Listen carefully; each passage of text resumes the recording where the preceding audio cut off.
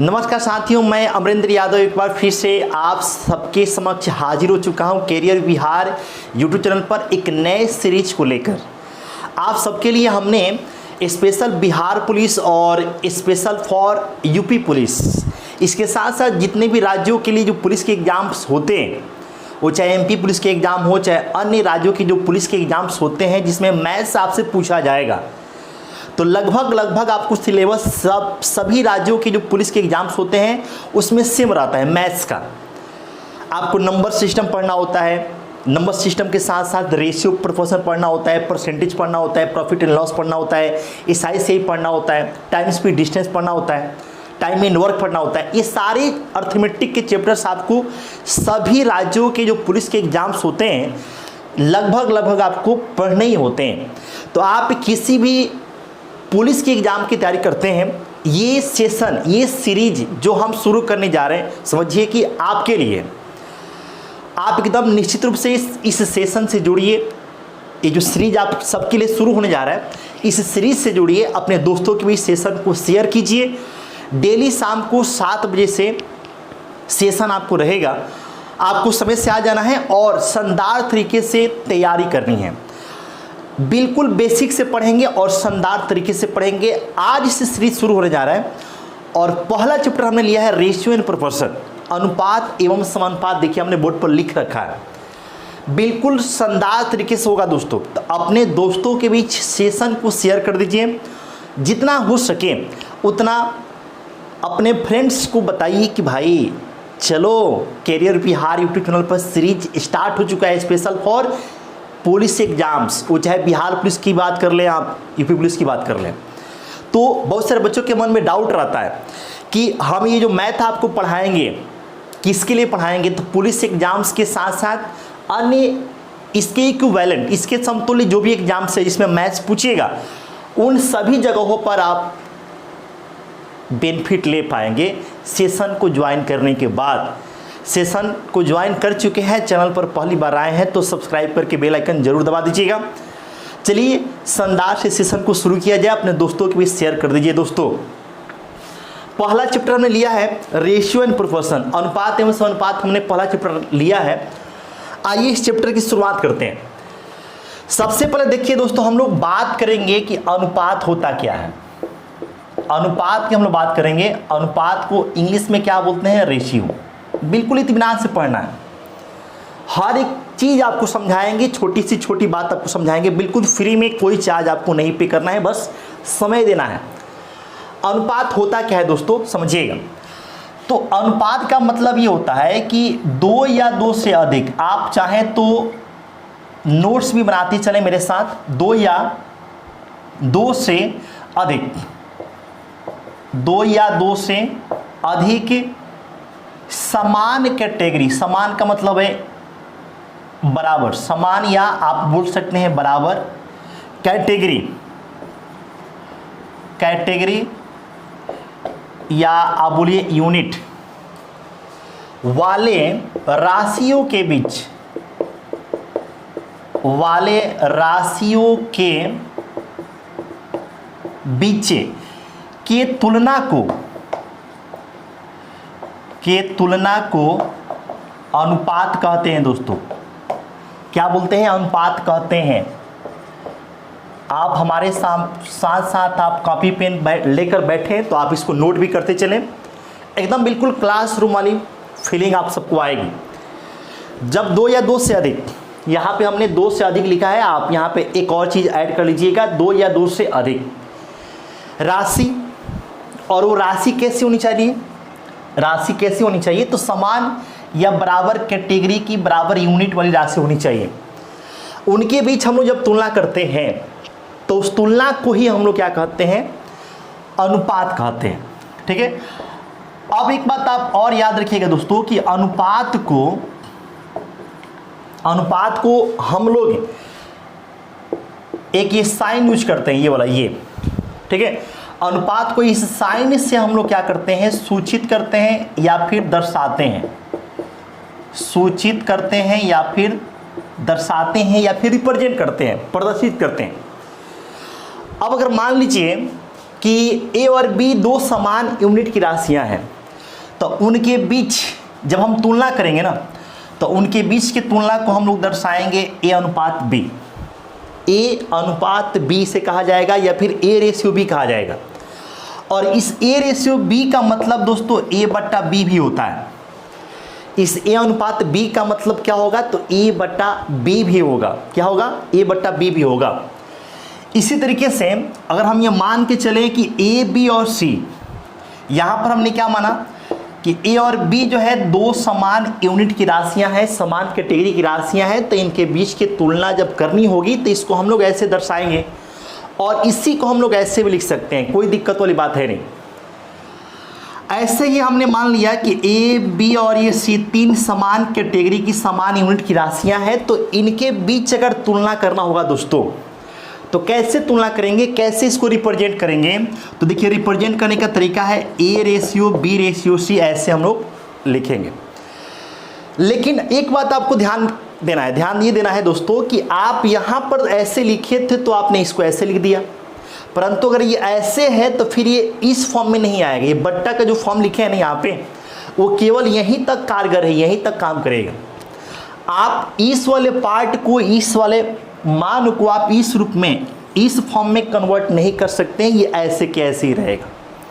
बात समझ गए? तो अनुपात को रिप्रेजेंट करने का, दर्शाने का ये तरीका होता है। अगर ए बी सी डी चार राशियां हो, ए बी सी डी ये चार राशियां हो, तो इनके बीच की तुलना को दर्शाएंगे A ratio B ratio C ratio D, ऐसे हम दर्शाएंगे दोस्तों। क्लियर है? ए अनुपात बी अनुपात सी अनुपात डी, इसके द्वारा हम लोग दर्शाते हैं, रिप्रेजेंट करते हैं, प्रस्तुत करते हैं, प्रदर्शित करते हैं या समक्ष रखते हैं, कुछ भी आप कह लीजिए। अब देखिए दोस्तों, समझिएगा, ध्यान दीजिएगा, कुछ ऐसे पॉइंट्स हैं जो आपको ध्यान में रखने होंगे। जब आप रेशियो पढ़ रहे हैं तो आपको कुछ ऐसे पॉइंट्स से, छोटे छोटे पॉइंट्स आपको, जो आपको बिल्कुल ध्यान में रखने होंगे, ताकि आगे चल के आपको किसी तरीके का कोई समस्या ना हो। तो पहला इसमें पॉइंट ये है, जिसको आप नोट बोल सकते हैं दोस्तों, कि जो अनुपात होता है, जो अनुपात होता है, अनुपात रेशियो जो होता है, अनुपात का अपना कोई यूनिट नहीं होता। अनुपात का अपना कोई यूनिट नहीं होता है, ठीक है?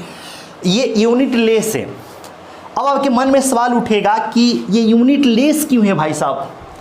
तो यूनिट लेस इस वजह से है कि हम लोग अनुपात निकालते क्या करके हैं, तो हम लोग निकालते हैं तुलना करके। और जब हम तुलना करते हैं तो तुलना बराबर कैटेगरी, बराबर यूनिट वाले राशियों के बीच होता है। और जब यूनिट सेम होगा, राशि सेम होगा, कैटेगरी सेम होगा, तो यूनिट की जब बात आएगी तो यूनिट से यूनिट हमेशा क्या होगा, कैंसिल हो जाएगा, कट जाएगा। इस वजह से वहाँ पर कोई यूनिट नहीं बचेगा। जैसे आप समझिएगा दोस्तों, आपसे हमने बोला कि यदि ए बराबर ये 30 kg, समझेंगे आप। इसी तरीके से हमने बी बराबर बोल दिया कि 40 kg। अब आपसे हमने पूछा कि आप ए और बी के बीच तुलना कीजिए, हो तो आपसे हमने कहा कि आप ए और बी के बीच तुलना कीजिए या ए अनुपात बी निकालिए। ए और बी के तुलना को ही तो हम लोग ए अनुपात बी बोलते हैं। ए अनुपात बी निकालिए, तो आप फटाक से क्या कीजिएगा दोस्तों, तो आप फटाक से देखिए ए अनुपात बी, यानी कि ए बट्टा बी करेंगे आप। ए अनुपात बी को ही तो हम लोग ए बट्टा बी बोलते हैं। हम रेशियो को अगर इस फॉर्म में है तो हम लोग इस फॉर्म में लिख सकते हैं दोस्तों, कोई दिक्कत नहीं है। अब आप देखिए यहाँ से ए का मान हम कितना रखेंगे, तो ए का मान यहाँ पे पुट कर लेंगे 30 kg, और बी का मान कितना पुट कर लेंगे, 40 kg। क्लियर? आप देखिए दोस्तों, यहाँ से केजी से केजी कैंसिल आउट हो गया, 0 से 0 कैंसिल आउट हो गया। आपके पास क्या बच गया, 3/4 बच गया दोस्तों। अब ये 3/4 है, आप अगर इसको लिखना चाहें तो 3:4 लिख सकते हैं। तो इस तरीके से ए और बी के बीच तुलना करें तो ए और बी में 3 और 4 का रेशियो बनेगा, 3-4 का रेशियो बनेगा। क्लियर? अब जो है इस बात को समझ पाए होंगे, उम्मीद करते हैं। आगे बढ़ते हैं। ये पहला नोट है जो आपको हमने समझाया। क्लियर है? पहला नोट आपके सामने यहाँ पे आप चाहें तो आप इसका स्क्रीनशॉट ले सकते हैं दोस्तों। आप साथ साथ में आप नोट्स बनाते चलेंगे तो एकदम मज़ा आ जाएगा दोस्तों। तो ये पहला नोट जो आपको हमने समझा दिया। अब इसके बाद से दोस्तों हम चलते हैं दूसरे नोट की तरफ। चलिए इसको मिटा देते हैं। रेशियो हम लोग शुरू कर चुके हैं दोस्तों, बिल्कुल एकदम शानदार तरीके से, दमदार तरीके से आपकी एग्जाम के लेवल से हम पढ़ाएंगे। न ज़्यादा टफ चीज़ें पढ़ाएंगे, न ज़्यादा आपको आसान पढ़ाएंगे वही चीज़ जो आपके लेवल का है, जो आपके एग्जाम में पूछेगा, जो आपको पढ़ना जरूरी है, जो आप पढ़कर सिलेक्शन तक पहुँच ही जाएंगे। तो वही चीज़, ऑथेंटिक चीज़ जो आपको चाहिए वही मिलेगा दोस्तों। इधर उधर की बातें कुछ नहीं, बिल्कुल जेन्युइन चीज़ें। तो आपको परेशान बिल्कुल नहीं होना है, बस विश्वास बनाए रखना है। पहला आपको नोट समझाए। दूसरा जो बात आपको ध्यान रखना है वो क्या ध्यान रखना है दोस्तों, सब समझिएगा, देखेंगे आप लोग। तो दूसरा बात ये ध्यान रखना है कि अगर यहां पे आप लिख भी देते हैं हम, यदि अनुपात के पदों में कॉमन फैक्टर, अनुपात के पदों में कॉमन फैक्टर हो तो उसे डिवाइड करके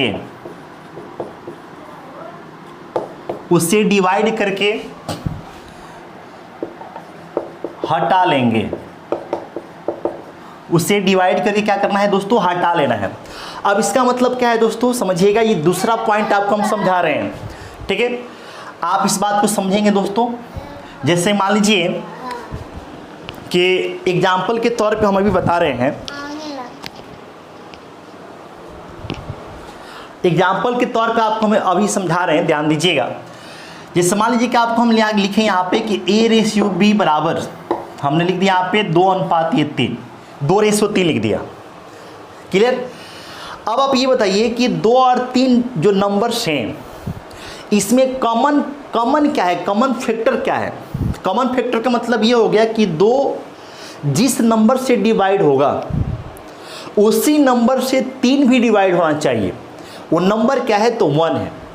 1 के अलावा 2 और 3 किसी और नंबर से डिवाइड होंगे क्या, बिल्कुल नहीं होंगे दोस्तों। तो यहाँ पे कॉमन फैक्टर के रूप में 1 है, और 1 जब है तो उससे कोई दिक्कत है ही नहीं, क्योंकि आप 1 से डिवाइड भी करेंगे तो फिर 2 ही आ जाएगा, फिर 3 ही आ जाएगा, कोई फ़ायदा होगा नहीं। तो ये जो है ना, यहाँ पे आपको ज़्यादा कोई झमेला वाली बात है ही नहीं। जब इस तरीके की बात हो तो कुछ आपको दिमाग नहीं लगाना है दोस्तों। लेकिन अगर ऐसे रहे कि A/B बराबर ये 10:15 ऐसे रहे, तो अब आप देखिए दोस्तों, यहाँ पे ये जो 10 और 15 दिख रहा है ना, ये दोनों ऐसे नंबर्स हैं जो दोनों 5 से डिवाइड होंगे। यानी कि यहाँ पे कॉमन फैक्टर के रूप में क्या है तो 5 है। कॉमन फैक्टर क्या है दोस्तों तो 5 है। तो जहाँ पे कॉमन फैक्टर 5 है वहाँ पे हम 5 से डिवाइड कर लेंगे। मतलब कि 5 से इसको भी डिवाइड करेंगे, 5 से इसको भी डिवाइड कर लेंगे दोस्तों। तो 5 से भाग कीजिएगा तो 5 दूना के 10, 5 से यहाँ पर कीजिएगा तो 3 बार में 5 3 15, तो आपको रिजल्ट क्या आएगा 2:3 आ जाएगा। मतलब ये हुआ है कि अगर हमको 10:15 कहीं दिखाई दे रहा है तो उसको जो है हम लोग 2:3 के रूप में कन्वर्ट कर लेंगे। क्लियर है दोस्तों। इससे ज़्यादा बेहतर ये है, दोनों एक ही चीज़ है, दोनों सेम है, लेकिन इससे स्टैंडर्ड फॉर्म ये है, ज़्यादा बेहतर इससे माना जाता है। तो जब भी आपको कॉमन फैक्टर हो तो कॉमन फैक्टर को आप हटाकर उसे समान रूप में, समान रूप का मतलब समझिए कि सिंपल फॉर्म में कन्वर्ट कर लीजिएगा। आप एक और एग्जांपल समझिए दोस्तों। जैसे अगर X/Y/Z बराबर आपको कहीं लिखा हुआ मिल गया, यहाँ पे जैसे हम लिख दिए 12, 16 और यहाँ पे लिख दिए 15। क्लियर है दोस्तों।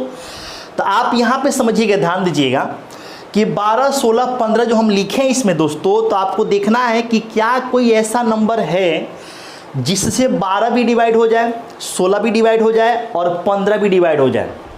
क्या कोई ऐसा नंबर है, सोच के बताइए दोस्तों, क्या कोई ऐसा नंबर है जिससे 12, 16 और 15 तीनों डिवाइड हो जाए, सोच कर बताइए। तो बहुत सारे बच्चे दिमाग में उनके आएगा कि सर यहाँ पे देखिए 4 से कट जाएगा, बिल्कुल कटेगा। सर यहाँ पे देखिए 4 से कट जाएगा, बिल्कुल कट जाएगा, सही बता रहे हैं आप। लेकिन सर आपसे हम ये पूछना चाहेंगे कि यहाँ पर बताइए 4 से कटेगा, बिल्कुल नहीं कटेगा। तो अब जो है ना मामला यहाँ पे गड़बड़ हो जाएगा। आपको डिवाइड तभी करना है जब एक ही नंबर से, सेम नंबर से सभी के सभी कट रहे हों। अगर कोई ऐसा नंबर, अगर एक अकेला भी एक ऐसा कोई नंबर है जो उस नंबर से डिवाइड नहीं हो रहा है लेकिन बाकी सभी डिवाइड हो रहे हैं, इसके बावजूद भी हम उस नंबर को डिवाइड नहीं करेंगे। जैसे देखिए 4 से डिवाइड हो रहा है, 4 से डिवाइड हो रहा है लेकिन ये डिवाइड नहीं हो रहा है, तो ये दोनों 4 से डिवाइड होने के बावजूद भी इनको हम डिवाइड नहीं करेंगे क्योंकि ये डिवाइड नहीं हो रहा है। समझ गए ना दोस्तों? मतलब आप ये समझिए कि एक परिवार के 3 सदस्य हैं, तो तीनों सदस्यों के लिए आप, अगर आपकी जॉब लग जाती है, परिवार के 3 आपसे बड़े लोग हैं, आपके फैमिली मेंबर में ये बड़े आपसे हैं, आपके जो है रेस्पेक्टफुल पर्सन है, आप उनको सम्मान करते हैं, तो जॉब लगने के बाद दोस्तों अगर आप इनमें से किसी एक के लिए कोई सामान आप लाएंगे तो बाकी लोग को बुरा लग जाएगा। किसी 2 के लिए सामान लाएंगे, तीसरे को छोड़ देंगे तो तीसरे वाले को बुरा लग जाएगा। तो आपको अगर सामान लाना है तो तीनों के लिए लाना है, नहीं तो किसी के लिए भी नहीं लाना है। मतलब कि हमको डिवाइड करना है दोस्तों, तो तीनों को डिवाइड करना है, अन्यथा हमें किसी को डिवाइड नहीं करना है। क्लियर है दोस्तों? समझ पाए होंगे।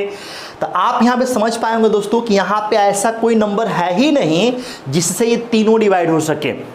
इसको हम इस कंडीशन में ऐसे ही छोड़ देंगे, यहाँ पे डिवाइड नहीं करेंगे। तो उम्मीद करते हैं कि ये डाउट आपको जो बहुत सारे बच्चों का रहता है कि कहाँ पे डिवाइड होगा, कहाँ पे डिवाइड नहीं होगा, वो डाउट क्लियर हो गया होगा दोस्तों। अब अगर मान लीजिए, सपोज कीजिए कि अगर ये ऐसा ना होकर ये ऐसा रहता, P ratio Q ratio R ऐसे रहता, और ये रहता 12 अनुपात, ये 16 अनुपात, ये 18 रहता। क्लियर? तो अब ये डिवाइड हो जाता, लेकिन 4 से तो नहीं होता भाई। देख लीजिए, 4 से आप इसको कर लेते, 4 से आप इसको कर लेते, लेकिन 4 से ये नहीं होता, फिर मामला गड़बड़ हो जाता। लेकिन आप थोड़ा सा दिमाग लगाएंगे तो आपके पास आप दिख रहा होगा कि ये 2 से कट जाएगा, बिल्कुल सही सोचे आप। ये भी 2 से कट जाएगा, बिल्कुल सही। ये भी 2 से कट जाएगा, बिल्कुल सही सोचा आपने। तो अब आप यहाँ से 2 से काटिएगा तो 2 छक्के 12 भाई साहब, 2 8 16 और ये 2 9 18, देखिए 6 8 9। तो ये आपने सही कर लिया, ये आपका तरीका सही रहा, यहाँ पर आप काट सकते हैं। अब क्या इसको हम और आगे काट सकते हैं? देखते हैं। आप अगर दिमाग दौड़ाएंगे तो देखिए 3 से कट जाएगा, 3 से भी कट जाएगा, लेकिन क्या 3 से ये कटेगा? बिल्कुल नहीं कटेगा भाई साहब, नहीं कटेगा। तो इसको हम ऐसे ही छोड़ देंगे, 3 से नहीं काट सकते हैं आप दिमाग दौड़ाएंगे तो आप पाएंगे कि ये 2 से कटेगा, ये भी 2 से कट जाएगा, लेकिन ये 2 से नहीं कटेगा, बिल्कुल नहीं कटेगा। तो 2 से आप नहीं काट सकते। मतलब ऐसा कोई नंबर है ही नहीं जिससे ये तीनों कट जाए, और जब नहीं कटेगा तो हम इसको अब ऐसे ही छोड़ देंगे। क्लियर है? तो यही जो हम दूसरा नोट लिखवाए हैं कि कॉमन फैक्टर हो तो उसे डिवाइड करके हटा लेंगे, अगर नहीं है कॉमन फैक्टर तो आप उसको ऐसे ही छोड़ दीजिएगा, कोई समस्या वाली बात नहीं है। ऐसा आपको, जैसे सपोज कीजिए कि A ratio B ratio C ratio D बराबर आपको है दोस्तों 2 रेशियो 4 रेशियो 6 रेशियो ये 12।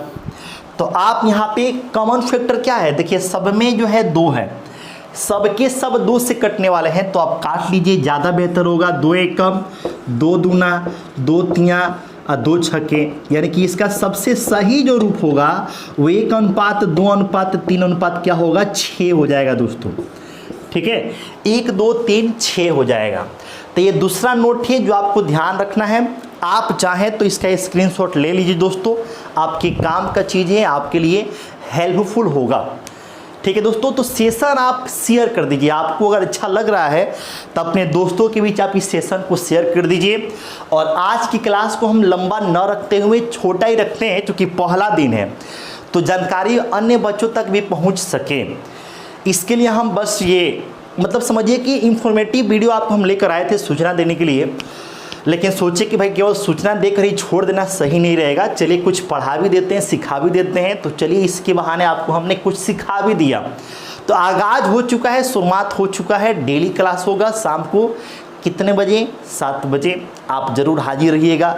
सभी पुलिस के एग्ज़ाम्स के लिए, पुलिस के एग्ज़ाम्स के साथ साथ बाकी जो एसएससी के एग्ज़ाम्स होते हैं, रेलवे के एग्ज़ाम्स होते हैं, ऐसा कोई भी एग्ज़ाम जिसमें जनरल कम्पिटिटिव मैथ्स आपसे पूछा जाएगा, सभी एग्ज़ाम्स के लिए ये सारी चीज़ें आपको हैं। तो आप बिल्कुल निफ़िक्र होकर जुड़िए। सेशन को लाइक कर दीजिएगा, चैनल पर नए होंगे तो सब्सक्राइब करके बेल आइकन दबा दीजिएगा। चलिए फिर से मिलते हैं कल इसी समय। जय हिंद।